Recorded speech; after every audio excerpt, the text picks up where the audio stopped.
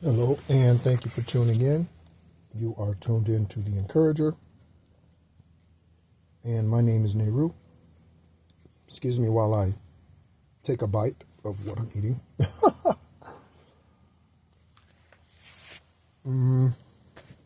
Excuse me. I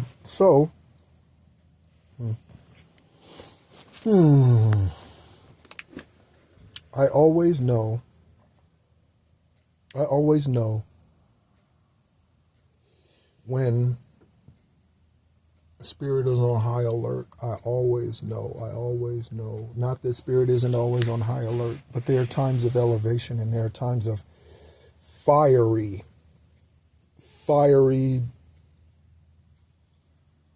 power, energy. Today is one of those days. I woke up with 333 or 33, not 333.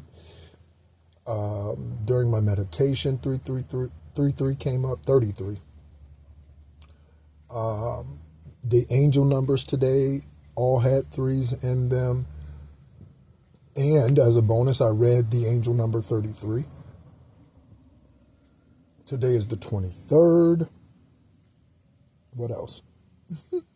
It's 2:11 now on the actual clock. It's 2:11 in the afternoon on 2/23/24. And I know when things are heightened because I don't eat much.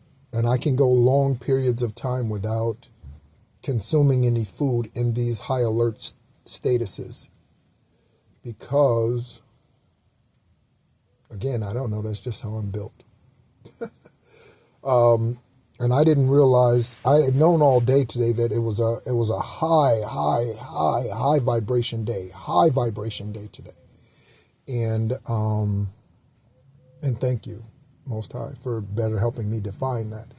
It's a high vibration day today. Super high. And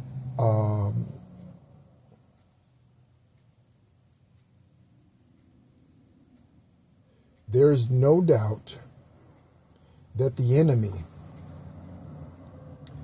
is down to the last whatever weak-ass dart that's in their quiver for them to use.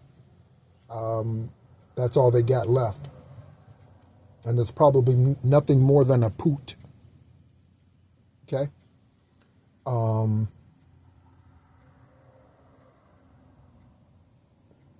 So I want to talk about something very quickly, briefly,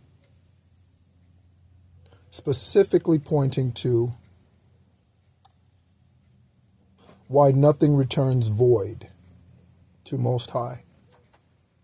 Nothing returns void to Most High because of this.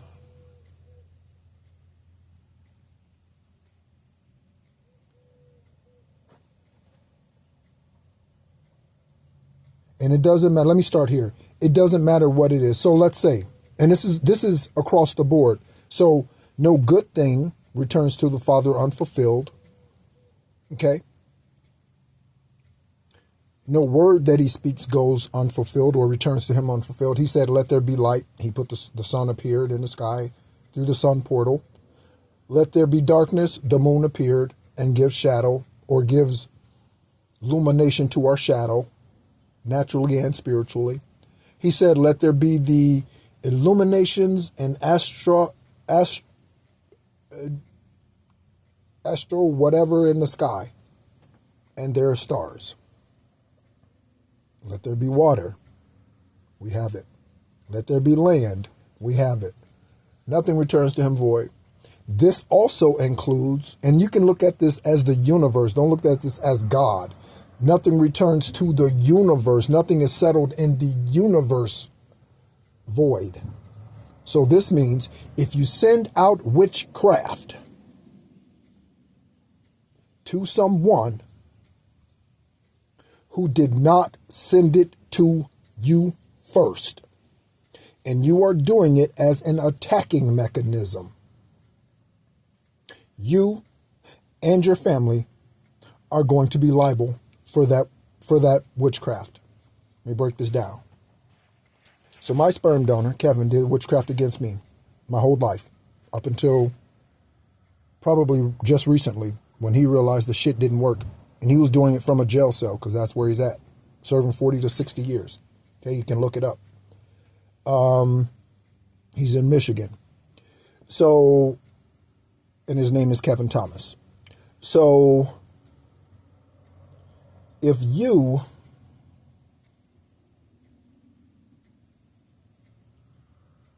send out spell work to hurt someone, harm someone, without being, what was the word I'm going to use? Without being unctioned, without being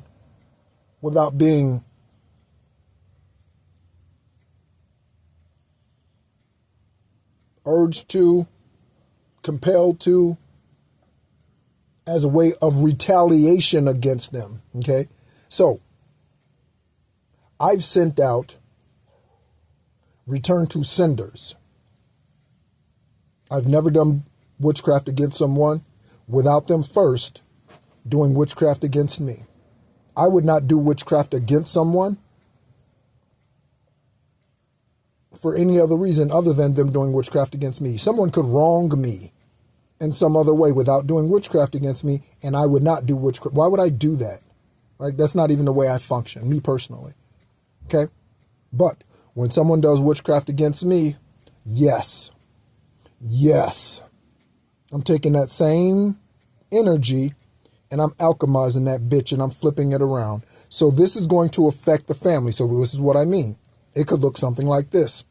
The sperm donor's been doing spell work against me for 49 years. Okay?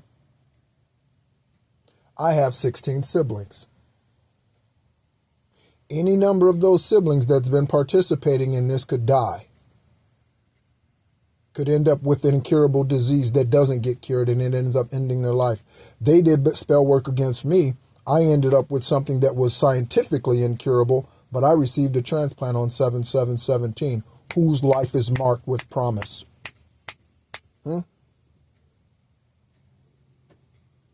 So it could be my siblings. They say death comes in threes. I like threes. I like them a lot. So when you do spell work, or they do spell work against you collective, if you are the innocent, they do spell work against you, this is what's going to happen.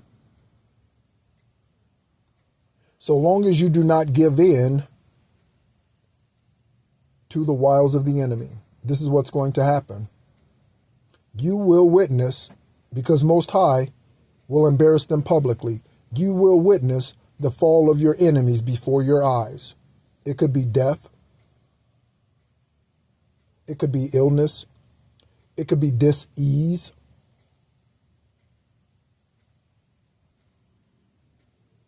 It could be mental retardation.